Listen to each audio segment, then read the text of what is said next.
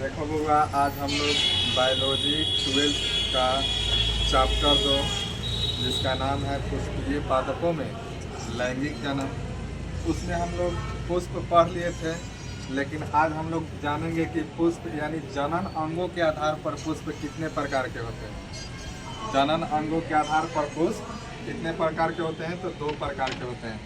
पहला होता है एक लिंगी पुष्प और दूसरा होता है उभय लिंगी पुष्प।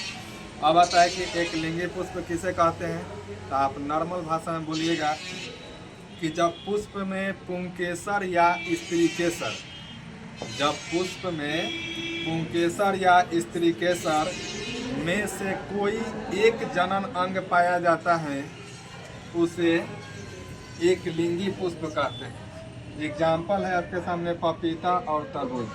आप लोग पपीता के पेड़ देखे होंगे लोग। कुछ पपीता के पौधे ऐसे होते हैं कि जो पुष्प के साथ साथ वह फल का भी निर्माण करता है, और कुछ ऐसे पौधे होते हैं जो कि केवल फूल का ही निर्माण करते हैं। तो उसमें नर और मादा अलग अलग पाए जाते हैं, जैसे तरबूज भी है। अब आता है उभयलिंगी पुष्प।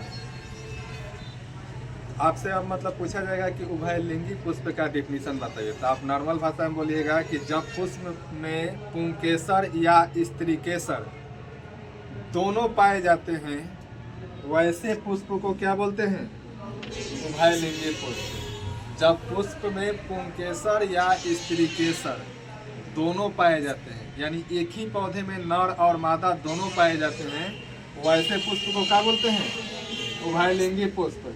एग्जाम्पल है गुड़हल और सरसों। अब हम आपको एक नोट में बात लिखवाए होंगे। जैसे हम बताए थे पुष्प के मतलब फिगर बना के आपको बताए थे कि कौन सा भाग को क्या कहा जाता है। उसमें 4 चक्र पाए जाते हैं, बताए थे।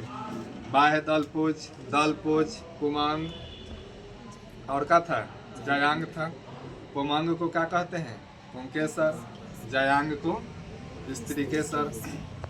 अब देखिए, तो जिस पुष्प में यह चारों चक्र पाए जाते हैं उसको क्या बोलते हैं, पूर्ण पुष्प कहते हैं। और जिस पुष्प में यह चारों चक्र में से कोई एक भी चक्र अगर कम पाया जाएगा तो वह क्या कहलाएगा, अपूर्ण पुष्प कहलाएगा। बात समझ लो।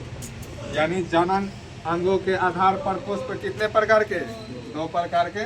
पहला एक लिंगी और दूसरा उभयलिंगी पुष्प।